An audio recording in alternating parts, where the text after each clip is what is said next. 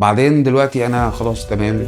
لا لاخر حته، مفيش اي مشكله خالص يعني، الحمد لله رب العالمين. انا عملت عمليه يوم 18/4، يعني احنا ما كملناش شهر لسه، والحركه كده الحمد لله. عملت العمليه مع الدكتور ياسر. لما عملت العمليه مع الدكتور ياسر كنت متخيل بقى ان انا هقعد شهور طويله عقبال ما ابتدي احرك في دراعي او انزل او اطلع. الحقيقه الاصابه حصلت من شهر 5 السنه اللي فاتت. وقعت على الرصيف، جالي الم رهيب جدا، رحت اقرب مستشفى، عملت اكس راي، قالوا لي لا دي كدمه ومفيش مشكله وبتاع وكلام من ده. فضلت منتظر لغايه لما ابتدى بقى الالم يبقى متعب جدا، ما بعرفش انام منه بالليل. فرحت لاقرب حد ليا، كان عمل لي الام ار اي، قال لي لا طبعا انت عندك مشكله في الكتفين، اللي انت وقعت عليه ده اتقطعك تماما، والقطع وصل لاكتر من 2 سم وشويه، وفي شورتج في الوتر نفسه، واحنا لازم نعمل العمليه والا هتبقى نتائج سلبيه جدا بعد كده توصل للمفاصل، مفصل الكتف نفسه. فسارعت عند مين احسن حد اعتقد ان انا ممكن اخش اعمل عنده العمليه.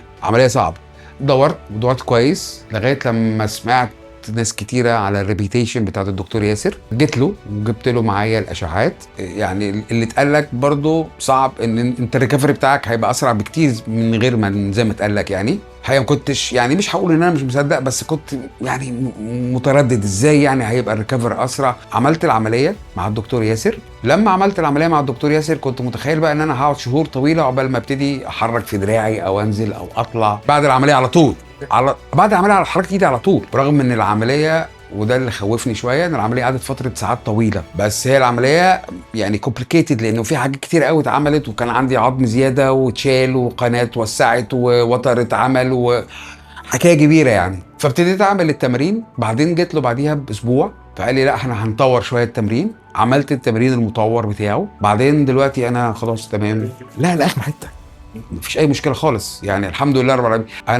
انا عملت عمليه يوم 18/4، يعني احنا ما كملناش شهر لسه، والحركه كده الحمد لله. حاجه مهمه جدا جدا الا وهي ان انا عمري 62 سنه داخل على 63 سنه. السن بالنسبه لي كان حاجه مهمه جدا، ان انا لما سالت وعرفت فعرف ان الريكفري بتاع الناس الاولد ايجز، يعني ايفن لما يكونوا معديين 60، انا 63 سنه، فكون ان انا احس بالريكفري السريع ده بكل الوضع اللي انا فيه ده، فهو ده سبب من الاسباب اللي خلتني كمان.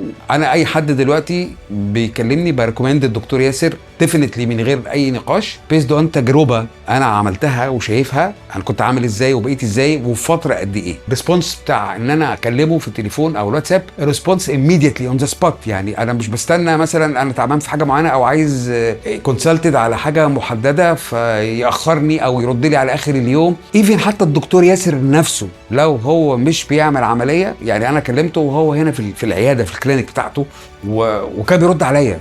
الناحيه الانسانيه بقى والناحيه التعامل ده حاجه لوحدها تتحط كده في مسافه كبيره جدا جدا.